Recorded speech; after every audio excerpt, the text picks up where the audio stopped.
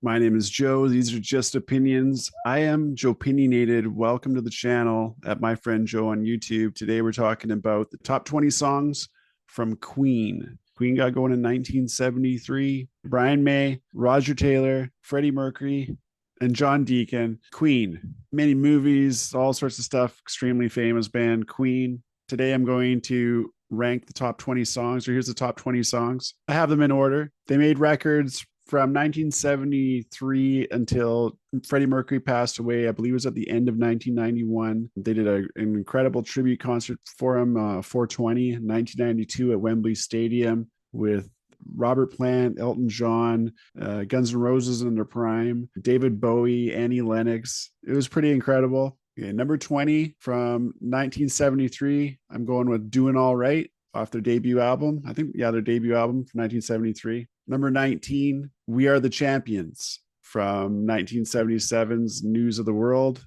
Lots of fun. I mean, it kind of just goes with We Will Rock You and then We Are the Champions. Number 18, Show Must Go On from 1991, from the last album with Freddie Mercury. Innuendo from 1991, Show Must Go On. Great send off. Number 17, personal favorite, A Kind of Magic from 1986. That one's written by Roger. Number 16 from 1991 again, Headlong. I like these monster guitar tracks from Brian May on his homemade guitar. And he doesn't use, he uses a coin instead of a pick, I'm pretty sure.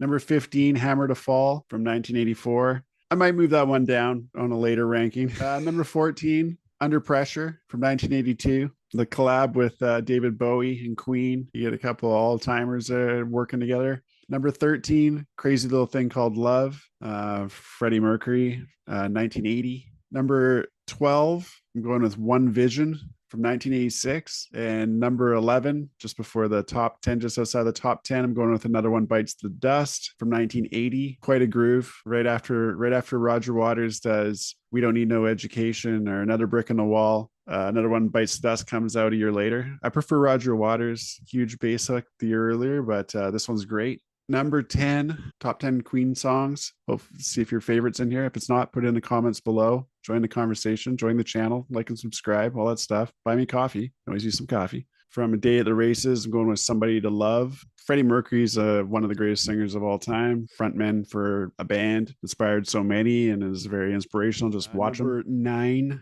Tie Your Mother Down. This one has Brian May on lead vocals and one of my favorite guitar tracks. I just love this song. Very rock and roll. I love it when Queen's very rock and roll, their early albums especially. You know, because Queen, obviously they almost even had a bit of a disco slip there. Glam rock, art rock, progressive rock. Number 8 comes from 1984, The Works. And this one's written by Deacon, and it's I Want to Break Free. Excellent video, great track, great studio track. Number 7, Bohemian Rhapsody, I believe written by Freddie Mercury, 1975. That's A Night at the Opera. Is that what the movie's called? Is the movie called Bohemian Rhapsody? I forget. But my introduction to this song was Wayne's World, or that was when it was, I think, well, it was around the time because Queen passed away. I'm not sure what came out first, Wayne's World or whether Freddie Mercury. I think Wayne's World came out the year after Freddie Mercury passed. That's certainly when I learned the lyrics. I remember having the soundtrack to Wayne's World. Number 6,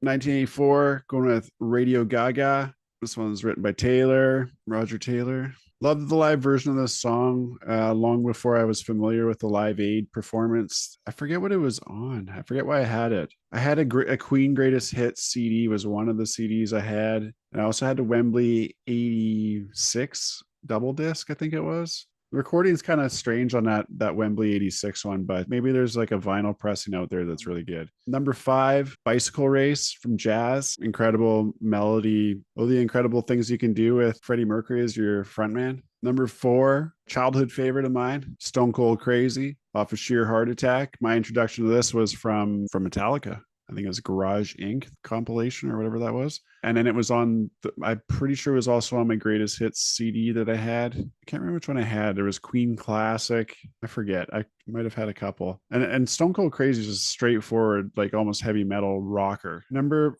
3, Keep Yourself Alive. Love the guitars on this one. Always have. Same thing. Got into this one from an early best of compilation CD I had for Queen. Keep Yourself Alive off their debut album.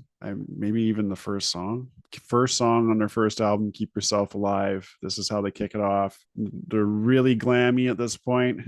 It's killer. The description for this album is hard rock, is the genre. And they sound completely different on this album and the next one than they do a little later on. Number 2 from jazz, I'm going with Fat Bottom Girls. I'm noticing a lot of my songs are very, very Brian May heavy, but it's hard to avoid. I mean, I love his guitar playing, so makes a lot of sense.